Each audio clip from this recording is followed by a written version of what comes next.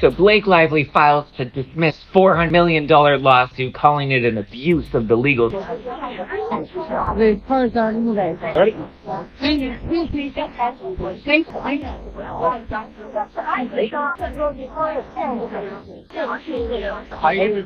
According to the witnesses' statements in court, the incident marked a significant shift away from her problems.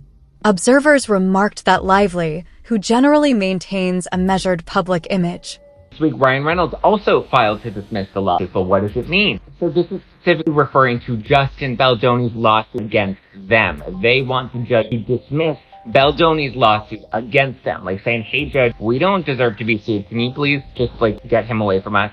Her publicist Leslie Sloan and the New York Times also filed motions to dismiss. But why is this so important? Because the judge just settled the protective order dispute, which means the next phase is to move into discovery, which means digging up the text messages, digging emails, deposing people, Taylor Swift, and along with a motion to dismiss, we have Leslie Sloan and the New York Times, and presumably next week Blake and Ryan are filing a motion to stay discovery, meaning they don't want to move into discovery just yet. The judge decides on all of their motions. Few had expected such a public demonstration, but there had been rumors about the underlying tensions before the session. Since then, the episode has generated discussions among legal professionals and fans who wonder if the explosion was a premeditated response or a true crisis of temper. Now that every aspect has been examined, the episode serves as a benchmark for conversations on the relationship between fame and the demands of judicial etiquette. Reynolds doesn't think it's fun anymore, and he wants out. Hi, my name is Nigel Byrne, trial lawyer in Southern California. That's right, Ryan Reynolds has asked the judge to dismiss him from the Justin Baldoni, Blake Lively lawsuit, saying that there are no legal grounds for any claim against him, and basically the claim against him by Baldoni amounts to hurt feelings. Now, many people would say all of this lawsuit or lawsuits is about hurt feelings and not much more, but that's why Ryan is wanting to get out of the party now and saying no more fun and games for him with this. The hearings started out as any other case would, with careful arguments from both sides. At first glance, Blake Lively, who was reflecting her interest in a topic that had garnered a lot of public attention, seemed composed and concentrated. However, the opposing attorney's approach changed significantly as the session progressed.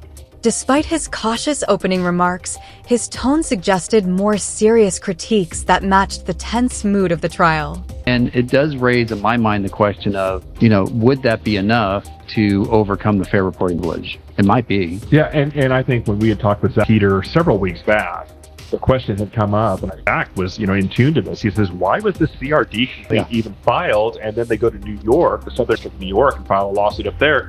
Your comment at the time was what? It seems like they filed in California because we have a very liberal statute that gives you the litigation privilege. Now Lively's covered under the litigation privilege. And then you go to New York because you can report it under the fair report. He was straightforward and uncompromising in his questioning, highlighting contradictions in Lively's evidence and challenging the truth of her claims, according to several reports. His remarks became more and more acerbic as he went along, implying not only professional failings, but also private transgressions that could not be documented in court. No, their egos are too big. They're not smart, Stu. If they were smart, settled. They're not smart. It's $400 million, and Ryan Reynolds has that money from the sale of... You know why? Because Justin Baldoni sued him for just over what they're worth. Really? That attorney scares that replay. Yeah. I mean, oh my God. They're like, usually a judge, especially, and attorneys would be like, do not play this out in the press. And Baldoni's attorney is like, we're playing this out in the press. You're going to insinuate about it? He's going to show this. Yeah. No, he's dead right, because, you know what? The court of public opinion is really what matters in Hollywood. It just does. It doesn't matter about money, like giving them 50 million, 60 million. It's just reputation. And he was so smart doing that website, showing all the text. And I'm sorry, when people's done something wrong or whatever, I've been there. It's like, great, show me the text. Yeah. Show me what I did. Show me the screenshot. There's none because it never happened, exactly.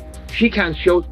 At first, Lively's responses were seen to be minor, with a tiny clench of the jaw and a brief delay before answering.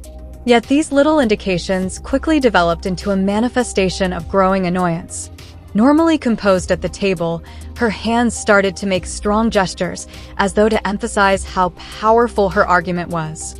At this point, the attorney, who seemed to be aware of every detail, made a particularly harsh comment that not only criticized her legal approach, but also made reference to other disputes. According to witnesses, the incident was a turning point when she became visibly uneasy due to the attorney's combined pressure. She is a very experienced intimacy coordinator who did not work on ends with us, but she brings a lot of first-hand knowledge and wisdom. And she said something that really got me thinking and resonating. After reading text messages between them they each included in their respective lawsuits, the intimacy coordinator says, quote, "From reading their text messages, I do sense that at one point there was genuine affection between them and what felt like a friendship. In my experience, when an actor says, I don't need to meet the intimacy coordinator till we're shooting, as much as it hinders my process, it does typically indicate that they trust their scene partner. And those texts made me think that at one point, she did feel a lot of trust with him. And you know what? I actually agree with her." The courtroom was transformed into a stage for a spectacular exchange of legal vocabulary and emotions in the minutes that followed. Even though the attorney spoke in a professional, almost detached manner, his remarks had a profound impact on everyone in the room. The constant strain of these personal attacks caused Lively's well-planned defense, which was supported by copious amounts of documented evidence, to start to fall apart. According to court reporters, the lawyer's strategy was to completely undermine the celebrity's story, not just win the case. As the conversation heated up, Lively's carefully cultivated poise began to falter. Once measured and brief, her answers became vehement rebuttals that rocked the quiet chamber. Latex. Seems like they don't want to move into discovery. Probably discovery is going to get very messy. Again, the text message, the emails. We're going to get into all the records. We're going to get depositions. Taylor Swift, Hugh Jackman, Bradley Cooper. You know for a fact, Brian Friedman is coming for all of them in the deposition. Now, why might Khaleesi and her dragons delay the discovery process? One theory is that we have another simple favor. The official premiere is coming out soon, so we may not want to taint that any further, right? Oh, but there's a bigger reason we may want to delay this process. This very, very messy process. Bigger than another simple favor, Ryan Reynolds' company is about to go public. Sounds like a very lucrative deal. Now, we wouldn't want to hurt any chances of a really big deal by having messy details about this messy lawsuit coming. In contrast to Lively's usual reactions at media events and interviews, many who are familiar with her public image noted this. In contrast to her usual slick and prepared responses, she came across as unguarded and raw, allowing her irritation to show. The lawyer's tactic, according to some legal observers, was to elicit a response that may be seen as proof of mental instability in order to undermine her case. The public, who were watching from different media sites, quickly shared their own views of the event on social media, which fueled a narrative that combined personal grudges with legal criticism. As the session went on, the level of intensity of the conversation increased. A growing number of Lively's professional choices and public remarks that had previously been deemed inappropriate in a legal context became the subject of the lawyer's interrogation. Both her fans and legal team took exception to his implication that her fame may have affected her judgment. The discussion once went off topic, which many felt was outside the purview of the lawsuit. Others believed that the lawyer's unrelenting investigation of every alleged contradiction was an intentional attempt to damage her reputation in a way that went beyond accepted legal procedure. Lively's rebuttals became more incisive in response. In addition to being unrelated, she claimed that the interrogation was an assault on her reputation, drawing attention away from the important legal matters at hand. Her answers were replete with references to recorded data and legal citations in an attempt to regain control over the story. Yet, in sharp contrast to her earlier cool-headed manner, her tone became increasingly irritated as the minutes passed. Once suppressed, her body language started to reveal the stress of the situation.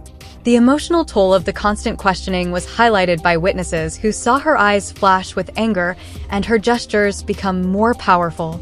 Later, courtroom assistants said the incident was out of character for the star, whose public appearances were usually characterized by poise under duress.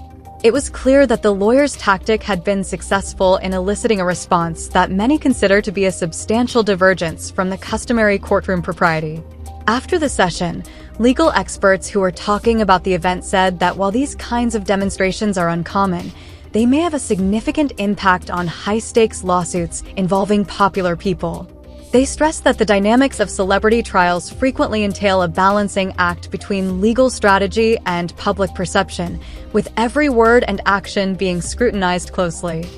The lawyer seemed to end the day's story with a final, scathing comment as the session came to an end. He summarized the things that had shaken her, presenting her outburst as a sign of more serious problems.